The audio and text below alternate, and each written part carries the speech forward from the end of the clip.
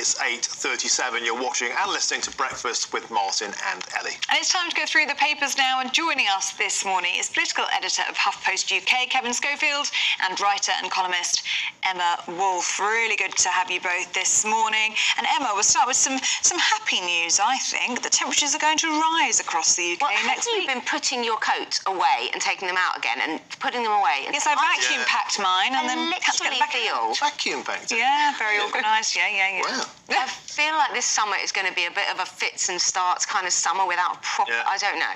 So 1st of June, whenever it was, Thursday, Wednesday, it was just cold and grey. This is good news. This is... Apparently, we're going to get some record highs over the coming week. Not a heat wave, but mid-20s by next week. I feel like they keep saying next week, tomorrow. Tomorrow's going to be hot. Well, we were told this weekend, weren't we? And it's cold. It's just a bit sort of iffy. It's not quite warm enough. Cold in the mornings, definitely. It's cold in the morning. And then you put on a big coat, and you find yourself in the playground, sweltering in a fleece. So, you know. Yeah, it's impossible to dress, isn't it, at the moment? You just don't know what's going to happen to you. I think a lot of people will be saying hurrah to this. I mean, we're constantly told, global warming is going to be the end of the planet, we're all going to die.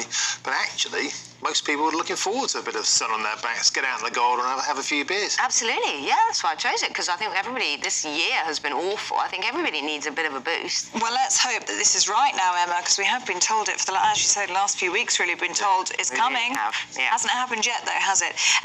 If it's sunny, people might be getting out to do a spot of gardening, perhaps in their allotment. Absolutely, good that allotment. segue? That's fantastic. Seamless segue. So as we know, the popularity of growing your own veg grew, pardon the pun, over lockdown, and lots of people put their names down on waiting lists. But if you put your name down on a waiting list at the start of lockdown, you might just now be getting an allotment, because waiting lists have now hit 3 years. So they're so popular. But if you live in London, it's 6 years, which is extraordinary. Although there's a place in South Wales, it's only a month. So maybe you want to move there if you're so desperate to grow your own carrots. But yeah, it is an interesting phenomenon now that people are looking to grow their own. You'd have to be pretty keen to move house to get a quicker allotment. Maybe a little bit excessive. I don't know about you fellas, but I've had a go at growing my own. It's been disastrous. My dad, and my granddad both dug for Britain, that kind of post-war mentality. Brussels sprouts, broad beans, peas, tomatoes, everything. I get these little pots and everything gets killed by slugs. Nothing lives. I'm hopeless at it. Yeah, well, we're lucky. Our back garden backs onto an allotment, and the guy, one of our neighbours, he's a retired gentleman, has it, and it is immaculate. But during the summer, he is there. It's like a full-time job. He's there like 12 hours a day. And is he one of those guys that gives you all the excess and comes around with fresh carrots? A little bit. We've had the odd tomato over the garden fence, but other friends of ours in the same allotment, they're working, and they've just had to pack it in because it's just so much work. It is like a full-time. It's a full-time job, and unless you're willing to put in the hours after work every single night. It is a bit like, a dog isn't for Christmas. Totally. An allotment. It's a great idea. It sounds great, the good life, grow your own veg, but you actually have to put in the effort, an awful lot of effort. But a lot of people are willing to do it, obviously. Yeah. Do you grow your own in your garden? No. Not for you. Emma? No. The only thing I've ever had success with is tomato plants, and they smell so horrible. They do, don't they? The plants just reek that I had to throw them out. I couldn't bear it. I just could not bear it. That's the only thing I've ever... I love the smell of tomato. That to me is my granddad's greenhouse smell. That tomato smell, I think, is fantastic. Love it.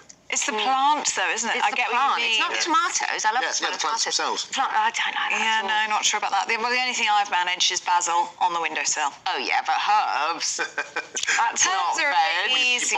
You can just buy them at No, you take a little cutting and then you can That's next level. do that on the windowsill. Yeah, well, I don't have a garden, so it's a bit more challenging. A bit of a challenge, Yeah. How's this for a segue? King Charles, he likes talking to plants. Oh, yeah? He does. This story, I didn't know the king was in Romania. This story made me genuinely really happy. Yeah. He's out in Romania on his own. He's gone for this, hiking holiday of rest and recuperation, a private visit, although he was welcomed by the president, and he had a guard of honour and a reception at the Quattrocenti Palace. Slap up champagne suppers. Yeah, absolutely huge mega thing, and gave a massive speech. But anyway, private visit of rest and recuperation. I didn't know he had a holiday home there. I didn't know he owned 10 properties in Romania. No. He has really deep connections to the country. He goes there to paint and to hike in the hills. I just didn't know this about Romania. That's really lovely, isn't it? I just felt like he was so exhausted after the coronation. And I love the idea of him hiking in the hills after he got rid of the Guard of Honor and all the president and everything. And he said, I have come to love Romania, your culture and art, your heritage and history, your sweeping landscape and priceless biodiversity. Yeah, I wonder, Kev, how much of this will kind of fuel the kind of Republicans. Here we go, he's got seven chateaus in Britain, now he's got 10 in Romania, this is the empire. Possibly, but it's the first time he's been there in 25 years. Is that what it says? Wow. Yeah. Right, okay. He's rekindled his love affair. It's a bit weird if you've got a holiday home and you haven't been there for 25 years. But also, Perhaps rekindled love. beg the question, if he's Yeah. got 10 properties that none of us had heard about in Romania, how many does he have around the world? Does he literally have hundreds? I can sense a Guardian expose. Exactly. Some nasty little... Now, Kev, interesting, we talk a lot about AI, the threat of it. Will it end the world? Will it be helpful? And all the nuance therein. Rishi Sunak's been on a bit of an ambassadorial tour. He wants Britain to be a global watchdog on this. Now, is that likely to happen? Because I'd have thought America would like to do that job. Yeah, I mean, well, he's going to America next week, and this is going to be one of the things that he's going to be discussing with President Biden. Obviously, Rishi Sunak is very into his tech and his scientific exploration and advances, and he sees, I think, an opportunity for Britain there to be a global leader in this field. Now, you're right, debate, our opinion is split on AI. It's either going to wipe out the planet or it's going to be a fantastic boon for the world. Now, what Rishi Sunak is suggesting is that, as you say, the UK should be or London should house an international watchdog, because clearly there is, I think, justifiable concern at the very least about what AI could potentially do. Are we creating a technology which will become far more intelligent than humans? In which case, how do you harness that? What regulation do you put in place to try and protect civilization? So, yeah, what they're likening it to is the International Atomic Energy Agency, which keeps an eye on nuclear proliferation, and his idea. But you're right, I think if he was to go to President Biden and say, right, this should be in London, I imagine President Biden might well turn around and say, well, I'd rather it was in Washington. Yeah, we've got this thing called Silicon Valley. We might want to do it there, but isn't it fascinating about AI, not just the kind of more nefarious, North Korea, Russia, war games, but also just the operational level about which jobs would be replaced? Because I think automation, working class jobs kind of going because of AI, that I think is the thing that more people are bothered about. Will I be replaced? I think that's a huge issue, and I don't feel like we've ever had a say in that. We've never had a say. I mean, we've had all the tech bosses recently coming out saying, by the way, I created AI, but it's kind of out of control. We know that all the Silicon Valley guys, they don't let their kids have any kind of digital devices. So there's a lot of kind of uncertainty around this. But Martin, as you say, it's the jobs, it's the kind of how this is going to impact people's lives. You can't get through on a phone line nowadays, let alone, when everything is run by the bots. So, and I think the other concern is regulation. I mean, if you look at the way that passing our laws works, at least, I mean, to even come up with new legislation is so laborious and so time-consuming. I mean, it would take several months, and then by that point, utterly failed to regulate the internet in any way. We've always had this buck passing of, well, it's not our fault. We can't crack down on this and that online. So how is it going to work with AI? Well, is it going to be the same thing? Catch up as well, aren't they?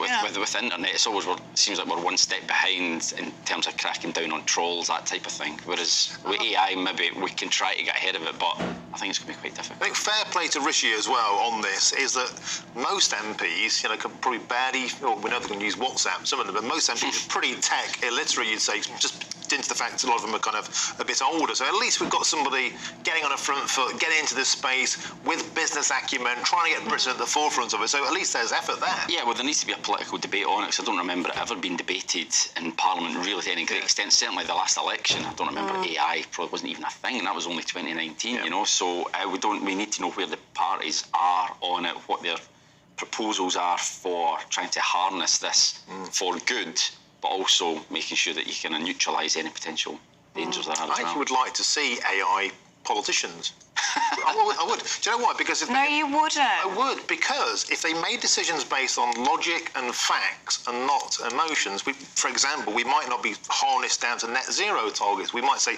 oh, let's have our own shale because that would make economic sense. Let's stop importing things. A logical-based decision. On this hobby horse. No, Sorry. I just think. What do you think they would have said about Brexit, Martin? They'd have said it's great for sovereignty and we should go ahead with it. I assume. But of course, a different bot might have just looked at the pure economics and drawn a different conclusion. That's where we do need human nuance. But I think, logic and facts are the way forward. Maybe AI has got an important role to play in politics and in referendum and votes. Well, perhaps, but we just don't know that. That's the problem, isn't it? Yeah. We just don't know whether it's going to be a good thing or a bad thing. The chances are it'll be somewhere in between, as these things always are. Yeah. But I think I'd rather have it regulated just to make sure. Yeah, and perhaps we can take comfort in the fact that Rishi Sunak wants to be on the forefront of this as well. We've got time for one more story, quite a brief one with you here, Kevin. This is the IRA plot to kill the Queen may have been dreamt up by a San Francisco pub prankster. Well, this is like, I'd love to see a film made of this story. It is absolutely incredible. So these are the FBI files, which after 40 years have finally been revealed. So in 1983, the Queen visited America, and there was a alleged plot to try and kill her. But what made them think actually this could just be a total prank, kind of barroom bravado talk, was that the idea was that the Royal Rock Britannia would be going under the Golden Gate Bridge in San Francisco, and someone would drop something from the bridge on the boat, and that would kill her. But obviously it passed off that instant. It didn't happen. But there's far too much detail here to do it justice. I would definitely recommend you reading it. But it's all about IRA sympathisers in Irish pubs sort of talking, and there were British spies in there sort of eavesdropping on the conversations, and this is where it all came from. So obviously it had to be taken seriously, because obviously a threat to the Queen's life. However, there's a suspicion that it was so half-cocked really that it was probably just drunken bravado, but it's a remarkable story. Remarkable now that these things, can be read and can be seen. It's remarkable, really, the threat that could have been posed to Her Majesty, and thank goodness it wasn't, Emma. Yeah. Absolutely, yeah. It's sort of remarkable the things that are coming out now as sort of files are released and things like that. But just think about the millions and billions that were spent on, security and security around the royal family with the coronation and the police presence and all of that. There's just such a threat to them, flying. Especially at that time, it was during the Troubles as well, the height of the Troubles, 1983. And everything that the British monarchy stood for at the time, yes, of course. Emma, Kevin, it's been great to see you both this morning. Thank you so much for your company.